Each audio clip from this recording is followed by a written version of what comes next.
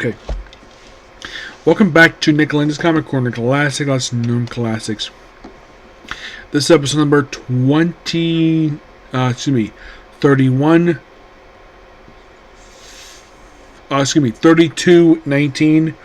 Doubleshot number 3113. We have two trades from two different crossovers that came out last year, believe it or not. And I did check. This one and the following trade are the second to last trades that collect stuff from this crossover. These two crossovers that I have left to review. First up we have is Venom War, Spider-Man, Lethal Protectors. Yes, I can tell with the cover work, that's Greg Land. Yep, this book collects Venom War, Spider-Man by Colin Kelly and Jackson Lazing. There was a rumor I heard these two guys were going to be the replacement Reyes Music Spider-Man. But I guess some Marvel Comics supposed to change their minds. Now, nothing against these guys per se. I've met Colin Kelly, nice guy. But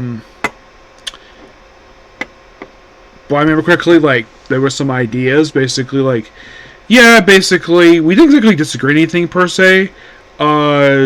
In the case of some of the books basically work on, I don't the one thing we have really good agreement on was his Star Trek stuff. I've heard Think Critical describe these guys' Star Trek work as mediocre. I'm like, really? According to Colin Kelly, basically it's them having fun with Star Trek. Yes. Of course, Greg Land does the artwork. Yes, I'm a Greg Land. He's an okay guy. He does know he has rotation. He doesn't want to talk about it. I did tell him this last time I saw him, that I still love Cinematic Experiment. He did mention to me this, and this is definitely true. He did not do the artwork for Cinematic Experiment 29. That was a different artist who did that one. And I will be doing comic book history tomorrow. I plan to do this one. I figured, though, he's one of my favorite writers. I've met a couple times in person. The plan tomorrow is to do a comic history on Peter David. I've never done one before, so he'll be the fifth writer I've actually done basically comic history on. It should be interesting.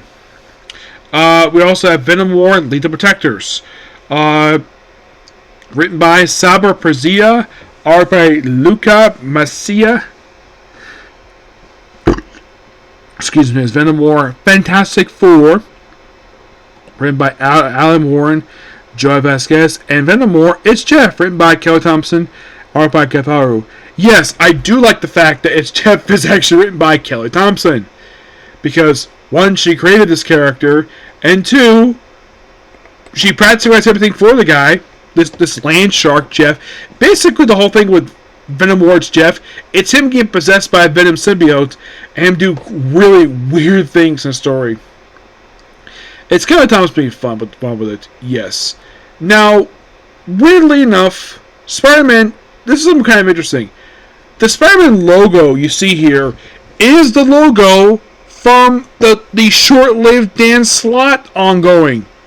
Yes, for some weird reason, Marvel decided to reuse his logo for the Time miniseries. Lethal Protectors is pretty much an anthology book. So we start first, Spider-Man, where it's basically Peter. At first, basically he's not the host. He is basically wearing Venom as a costume. Yes, the same as a costume. And a lot of it, by the way, it's actually, believe it or not, this actually is the longest miniseries under the whole Venom War banner. And you're like, what? Seriously?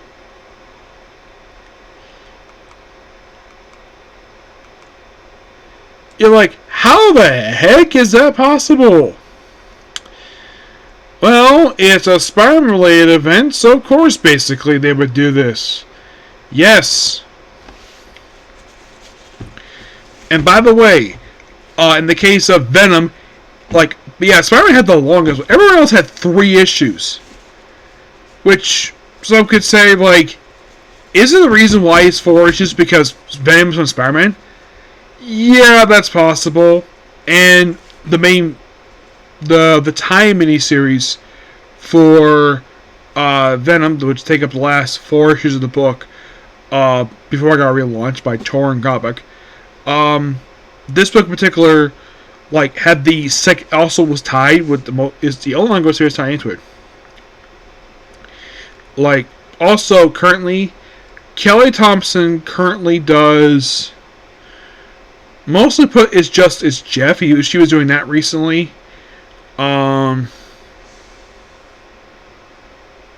She did run for Muscle Avenger. She's not the current writer for that one. No, that's Al Ewing. Not sure what she does lately for Marvel. Yes, I'm not sure. Let's see.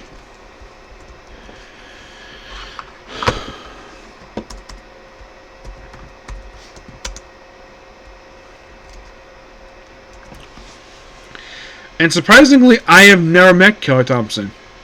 Nope, never have.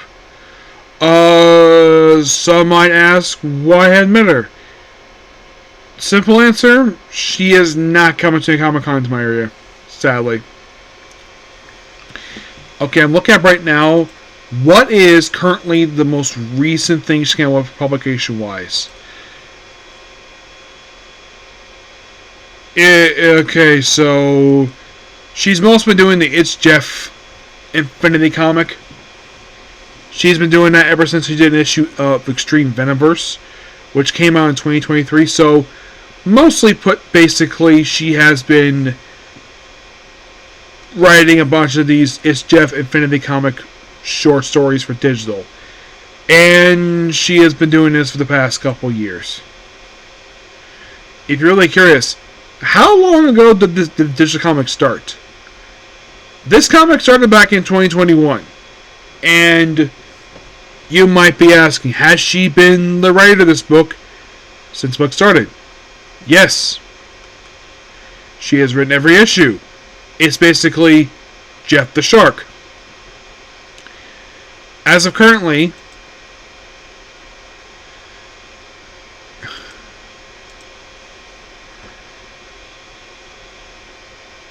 now we do have It's Jeff.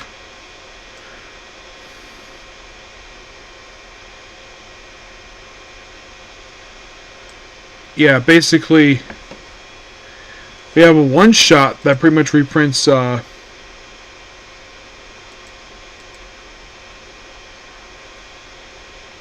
issue 1. Yeah, basically the It's Jeff one-shot pretty much reprints, like, how many digital chapters? 12. Yep, 12. And that's kind of what Kelly Thompson's been doing ever since she... Like, her last ongoing she worked on was Captain Marvel, which the last issue came out 2 years ago this month. Which is no denying that book was amazing. Yeah, that book was awesome. I love that run. It was just pure awesome at its finest.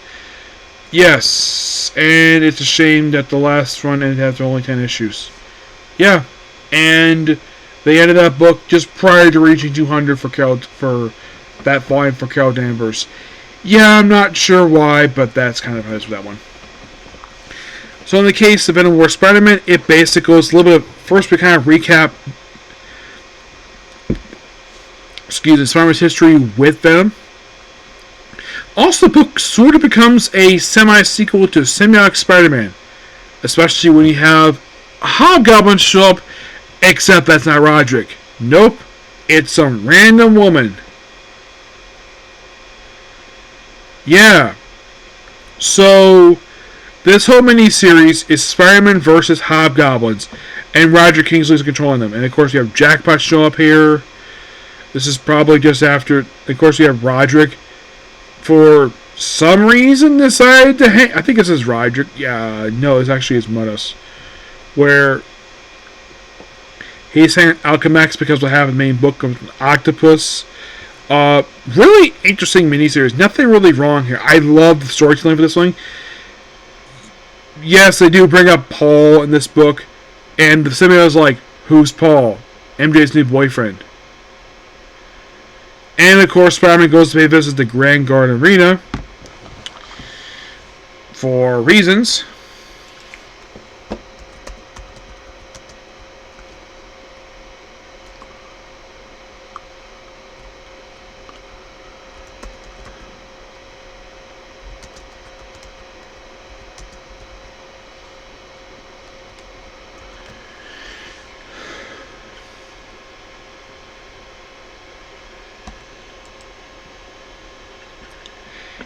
Yes, for some weird reason, they renamed Madison Square Garden in this comic to the Grand Garden Arena.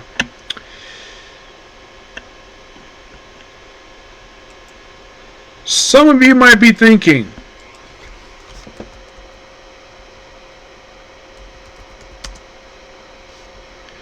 is in fact the real life place renamed to that? Nope.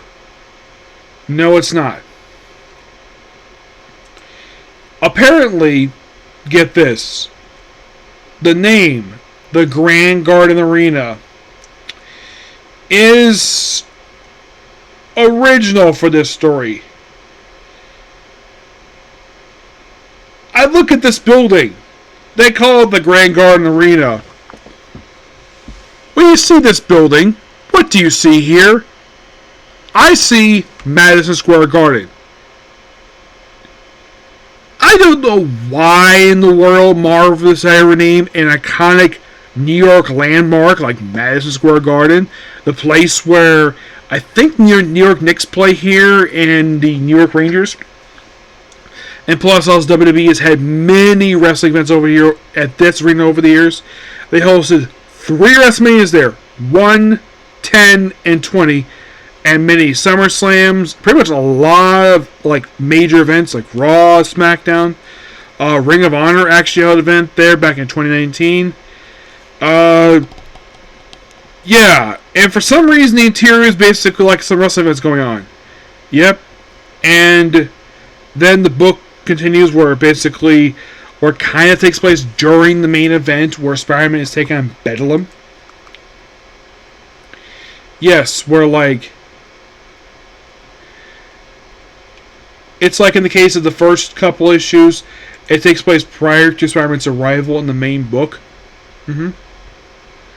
That's kind of what basically the book is.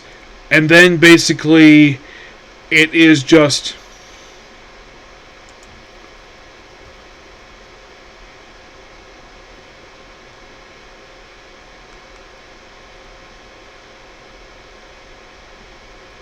and then we see in this book a future version of Peter Parker, who is a King in Black. Yes. Oh, excuse me. It shall pause the future of this, and then the Symbiote League Spider-Man, where it goes to Eddie Brock. Yep. And then we see Spider-Man inside Grand Garden. You're like, wait, what happened here? Well, you gotta read the main event. Yeah, Spider-Man, he actually left to deal with outside zombies. Yep, that's kind of what basically this last issue is. It's what he was doing after he left the main event. Yep.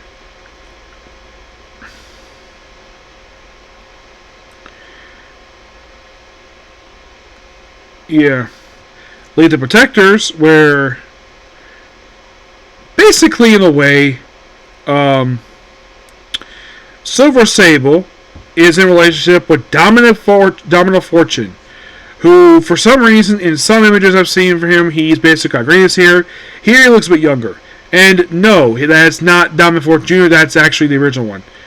The one who's actually the father. Yes, and then we see Liz Allen, who is Misery. Yes, she is in this book.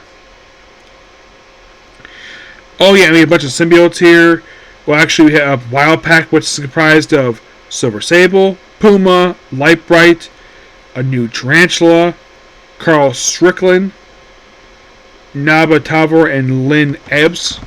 Yes, Wild Pack is, simply put, basically Silver Sable's personal security force. Basically, it's her strike team.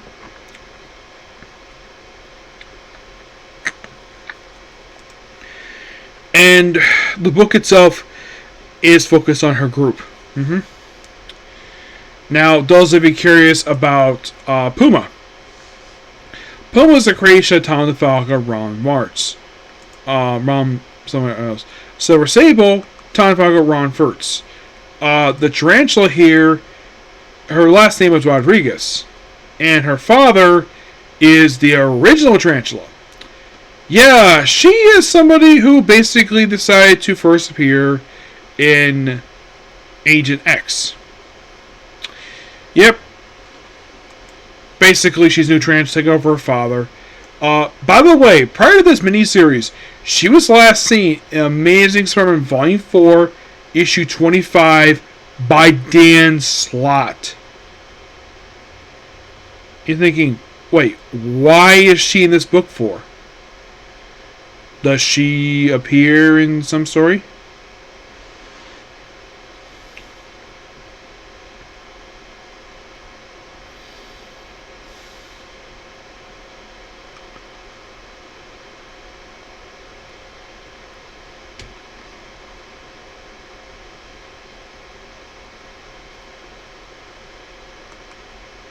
Yeah, she first appeared at Agent X number 6. That is her first appearance back in 2002. She's a creation of Gail Simone. And then she's going to return again for 15 years. Yeah, where she probably died in her day appearance, that she probably appeared alive. Part of this group known as the Republic of Diva. Yes, she basically is joining them and work out a character called Devil Spider, who is a Dan Slott creation. And then she appears in a miniseries, which came out 7 years later. Carl Strickland, aka the Crippler. He is a Gregory Wright character, also Ron Garney. He first appeared in Daredevil A number 7. As for Obux Maja, aka Lightbright, first appeared in Silverstone Wild Pack number 16. She's from the action book itself. Lena Abbs, she is a original character in this book. And like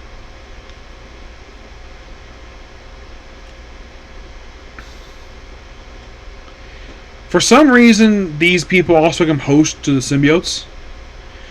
Yes.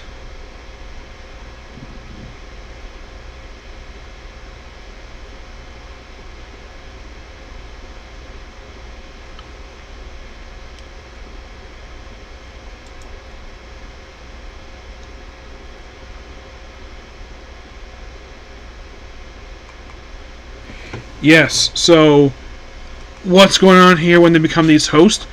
Apparently, these are like devices that the Wild Pack have. And yeah, so they all suit up and they have these, and of course they all do to each other with Legal Protectives Initiative.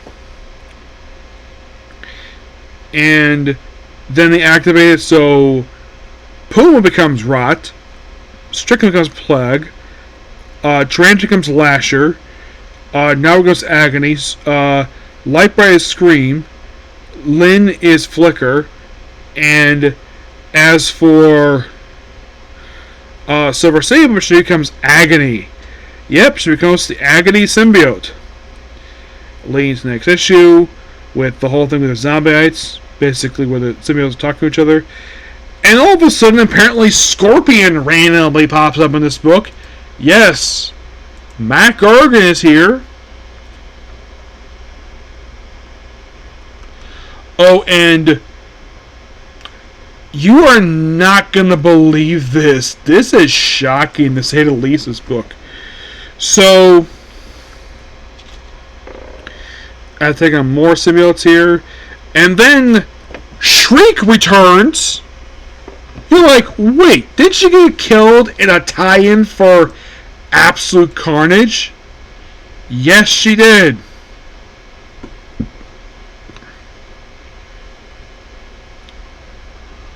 In Absolute Carnage, Lead the Protectors. And she has been revived as normal. Which by the way, which became the whole Demo Goblin, like, she died back in 2019. Was only dead for not like 1 or 2 years. She was gone for 5 years, which pretty good period of time for her to come back. Yep.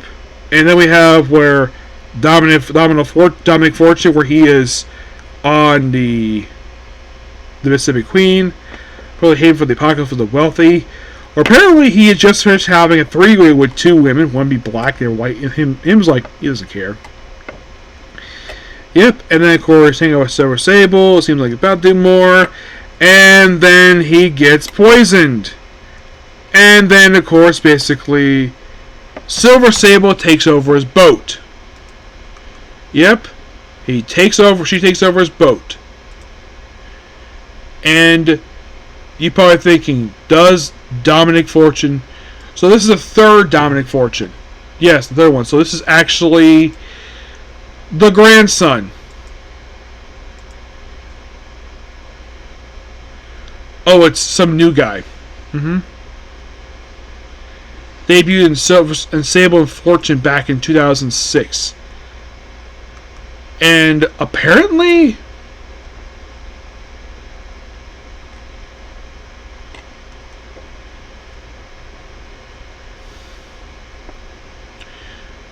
It is kind of weird, though, that she takes over his boat. Yes.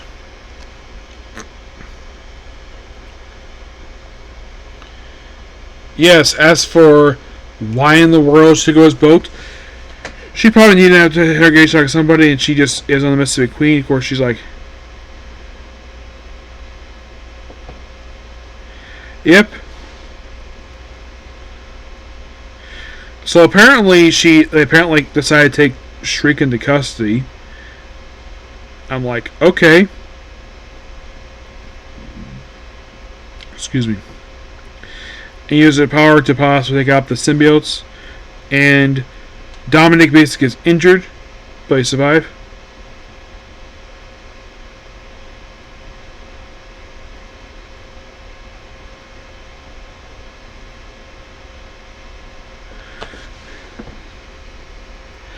And she had to portray a man she loved, despite the fact the previous book she appeared in, she basically slept with Nightcrawler. And then we have a one-shot for Fantastic Four, where Normie is basically with Red Goblin fighting off against this random person. This guy in the suit, I think it's Cobalt Man, I think it is. Let's see. Oh, Flexo the Rubber Man. You're like, who? Okay, so he is a robot who's also symbiote, apparently. Made his debut in Mystic Comics #1 back in 1940. It's the creation of Will Harr. And he's here for reasons. Like, after the Mixed Comics up, he appeared also in Venom, and then he appeared in Venom War, he appeared in this one-shot. Like, when he appeared in the Free Comic Day issue, by the way, his last appearance, issue 4, which came out in 1940. When he appeared in the Free Comic Day issue, returned there. That was his first appearance in about 83 years. Yeah, long time. He shows up here, gets punched by Red Goblin, bunch Doctor Doom, stuff here with Fantastic Four with the Rosebud thing. It's like you read this book like, wow, this book is a lot of fun, despite it being allegedly a Venom War tie-in. You would think, like, reading this book like, wow, why is a writer doing this? Don't know. I do love the artwork. It's really good. There's a lot of time loop stuff. This book was a lot of fun, and of course, It's Jeff is basically just a fun little one-shot of Jeff with Gwenpool and Kate Bishop, obviously. I'm possessed with Venom symbiotes. It's a fun one shot. Yeah, and it's good the fact Kelly Thompson is one shot here. Yep. All in all, I would say the book's in here really good. Yep. I give this book here roughly a 9 out of 10. Next up we have is Blood Hunt X-Men, which is mostly put like a bunch of one-shots. All X-Men related, which is not a bad idea to do for Marvel do this. We have Blood Hot Jubilee, Blood Hot Magic, Blood Hot Psylocke, Blood Lauren Kelly Wolverine, and the Wolverine Blood Hunt miniseries. I think it was another one. Basically, it was 4 issues. Jubilee is Pretty Chamber. This one basically is Jubilee reunited with the Forgiven. Really cool. This one. Magic of Ashley Allen is more like demon stuff. Psylocke is by Stevie Fox, which has nothing much to do with the ongoing series right now. Lauren Kelly Wolverine by Seth Phillips, which is interesting, given the fact I don't think she writes this book. Let me take a look here about this one. Let's see.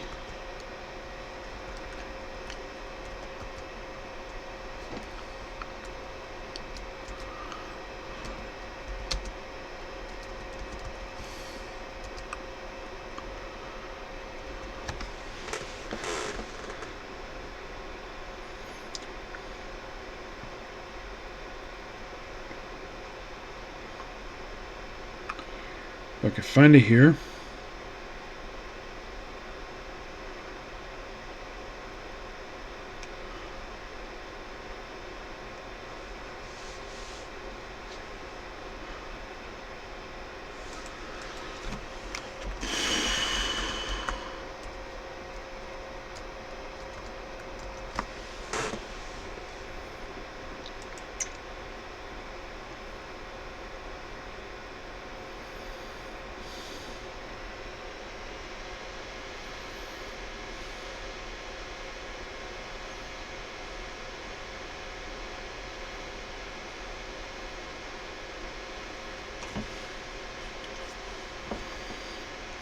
There we go.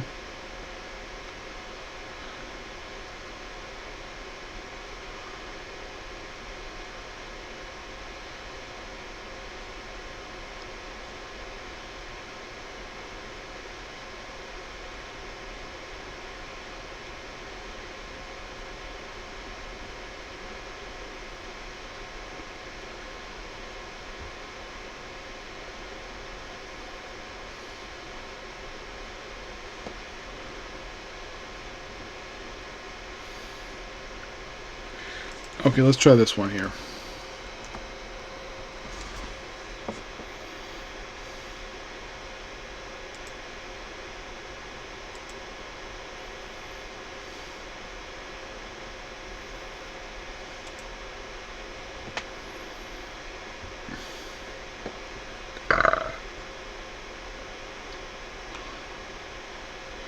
Found it. Okay, is Stephen Phillips writing the Laura Kinley Wolverine book? No, it's Erica Sanchez. Interesting, she's writing this book, given the fact that she writes the main Wolverine book in here. Actually, no, sure, that's Tom Waltz.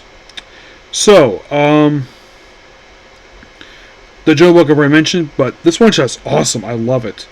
It's a great little nod to The Unforgiven, which I thought was really cool, the fact they're running back. Magic, of course, basically is more side stuff. Not much of Blood Hunt per se, this one. Not really. It's mostly her just doing some stuff. Yeah, she's got ongoing series right now. Psylocke, of course, is her hanging out with her boyfriend, John Greycrow, aka the former Shrapnel from the Marauders, who's redeemed himself. Which, some may not know this. Did you know? Okay, so a little fun fact about this relationship. The guy who started it had recently one of the most despised runs on Amazing Spider-Man. You've been thinking, was it Slott? No.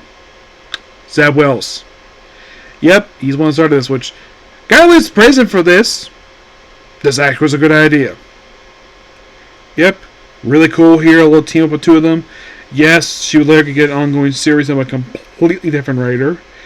Laura McKinley's book is basically her fighting vampires. And running and rescuing Gabby, of course, aka Scout. She's no longer Honey Badger. And running into Zaris, Dracula's son, just trying to help him. The Gabby and her have disagreed per se, but they do come together at the very end. The Wolverine one, I kind of forgot the fact this was 4 issues too. And in this book, Wolverine wears his brown costume. I'm like, why can't he wear his regular costume? And this one basically is him fighting vampires in a small town while reunited with an old friend.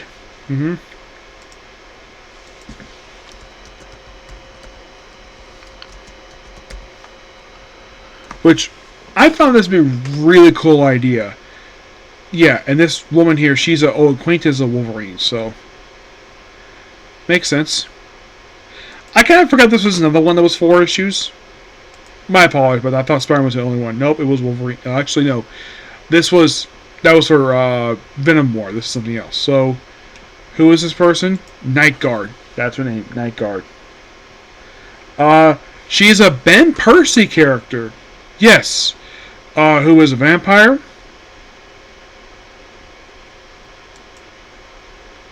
Yes, and she only appeared a few times in Ben Percy's Wolverine books, appeared in the opening issue, 11 and 12, pops up as miniseries, and nothing else for her. Oh, and one of the villains' book is Maverick. Yes. And at one point, Wolverine is briefly turned into a vampire. Take on Alyssa, who is... By the way, also, they do kill off one of the members of Wildpack from the book, forgot to mention that. So, Alyssa is a character who was from Death of Dracula one-shot, which that was a prelude to Cursed Mutants. You're like, really? Yes, and she is the main villain in this miniseries. And you're like, hold on, she is? Yes. A character who had not been seen since 2012. X-Men Volume 327. And this is the first appearance in 12 years. Why not Marvel featured her? I don't know. Yeah, and also Maverick is turned vampire, but don't worry, he's cured by the end of the miniseries. But Alyssa herself is killed off here.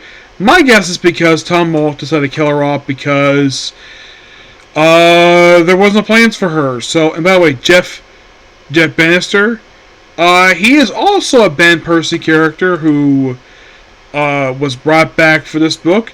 Yeah, he was a heavy recurring character in Ben Percy's run of Wolverine. But then during the last, by 37, he was written out of the book. Did he die? No. Ben Percy just stopped featuring him. He popped up in this miniseries here, which came out a year later. Has not been seen since then. Maverick, of course, is cured. And that's the book. I mean, the book itself is really good. Yeah, because I love Tom Walsh's writing from Team of Heroes. And he does a great job playing Wolverine. So I think he ran this book. His book was so good. So I'm thinking, why can't he write the main book? Who knows? Maybe he could potentially replace Sodom whenever he finally finishes his run for the book. I'm enjoying Sodom for work right now, but Tom Waltz I can easily see do a book at Marvel. I mean, this book proves this guy is still really good. Despite the fact he is writing some. Despite the fact he's writing TMNT, that's what he's known for. But this book was awesome. Love the fact he used Ben Percy characters. Brought back a character who had not been seen in 12 years. Good on him for doing that. Yes, all in all, good book. That is pretty much a particular review. Please be sure to like, comment, subscribe, turn notifications. I will sadly see you tomorrow. I thought I'd tell you watch the right tonight, but that will not be the case. So, tomorrow, mostly all dry in comic corners. Okay? Thanks, go. Bye.